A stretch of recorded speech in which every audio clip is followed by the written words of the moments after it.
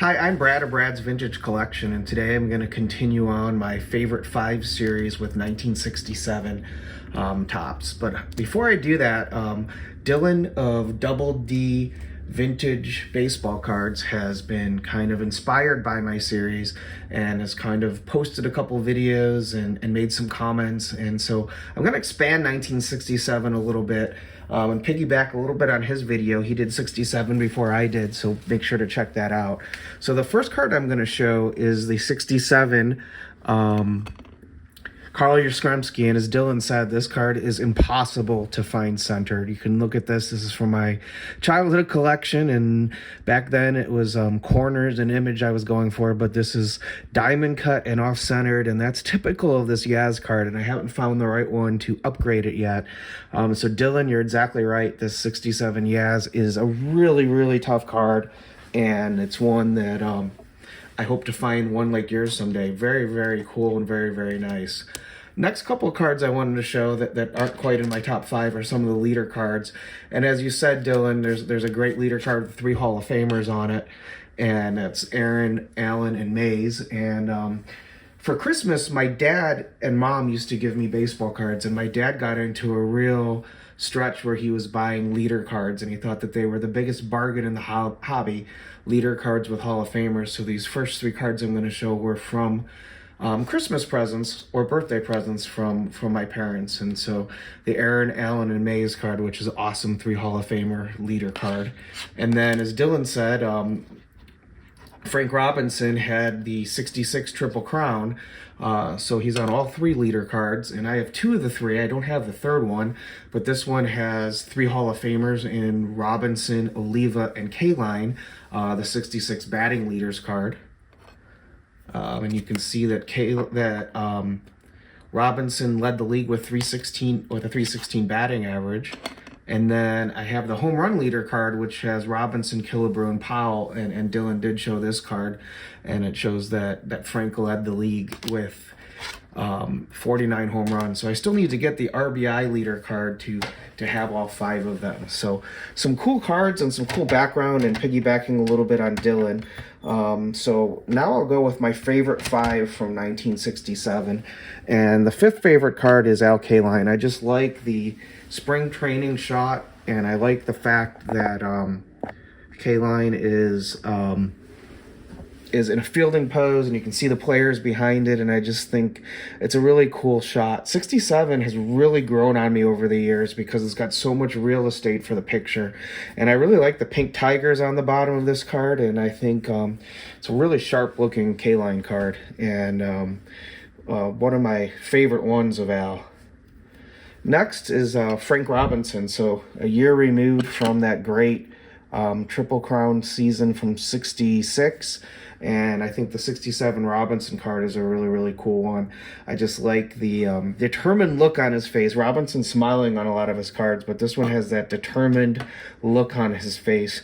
And unfortunately, Topps used the exact same shot for this card and this leader card, which I think is kind of lazy, but you can see the cropping's a little different, but that's that same headshot of his face. So a little bit of laziness by Topps, but I still think that this Frank card is a really cool card, and I've got this clocking in at number 4.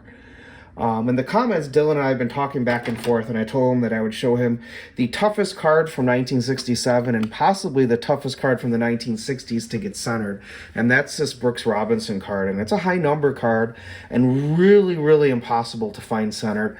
I looked for years for this card because I really am a fan of the image on it, to find one that was centered at all, and I'm really convinced if this card's centered that the other I think there's 64 cards on a sheet. The other 63 cards are off-centered to make this one center because it's such a unicorn. And this one I was able to find centered both front and back and with some really nice registration on it.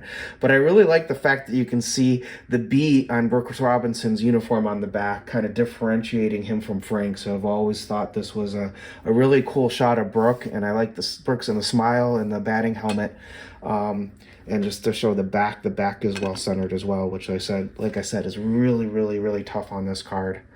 Number 2 for me is Ernie Banks, and I've shown all my Ernie Banks cards because I have the Banks run. If you haven't seen that video, I encourage you to go watch it. But the smile on Banks's face is the way that I picture Ernie Banks. And the few times I was fortunate enough to meet him in my life, that's the way Ernie looked. He was always smiling, always happy. And I think this is just a quintessential picture of Ernie Banks. I like the road uniform. I like the old-time Cub Bear on the sleeve.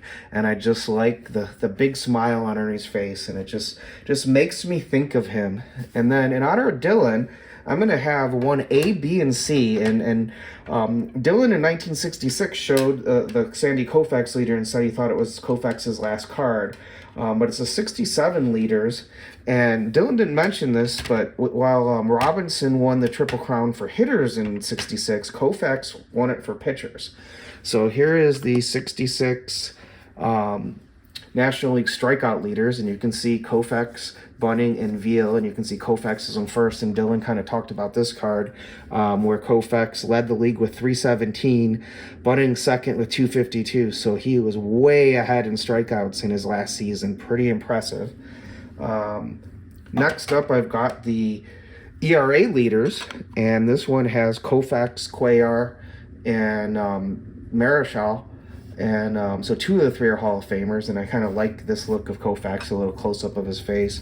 And you can see he led the National League in ERA with a sparkling 1.73, a full half a point above Cuellar with a 2.22 and Marichal with a 2.23. So pretty amazing that he had a 1.73 with at least 162 innings. What a year he had in his final season.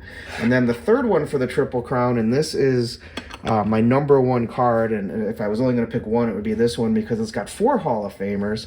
And Topps did something that they usually don't do on these leader cards. Usually they're pretty lazy and they just pick 3 if someone's tied for third. But in this case, they showed all 4, and they actually did the work of kind of making the names in the smaller boxes look like they actually belong on the card. So we get 4 Hall of Famers on this one with Koufax, Marichal, Gibson, and Perry. So these 3 cards next to each other, I don't know if they'll all be on the shot, but I don't think I have a good way to get them all in the shot, but those are the 3 cards that show Koufax's Triple Crown and represent the last 3 Sandy Koufax Topps cards. And to finish talking about the stats for the year, Koufax won 27 games in 1966. So in his final season, 27 wins, a 1.73 ERA, and 317 strikeouts. Just amazing stuff by Sandy in his last year. So, Dylan, hope you enjoyed watching or seeing all 3 leaders of the pitching Triple Crown. And pretty cool that in 1967 we have both the hitting and the pitching Triple Crown represented in the leader card. So I'll put this Koufax back up as I do my sign off. If you like this video and you like this series, please go back and watch some of the other videos and consider subscribing to my channel. I'm Brad's Vintage Collection. And remember, if you're not excited to add the card to your collection, you bought the wrong card. Next week, I will continue this series with 1968, and have had a lot of fun in the comments going back and forth with Dylan, as he's been kind of doing something a little similar, so I don't know if he'll continue, but it's been really fun seeing his videos and kind of feeding off each other the last couple weeks. So thank you, Dylan. Thank you for everyone watching. I really appreciate your viewership and your comments, and I hope you liked seeing my favorite 5 of 1967. Thanks for watching.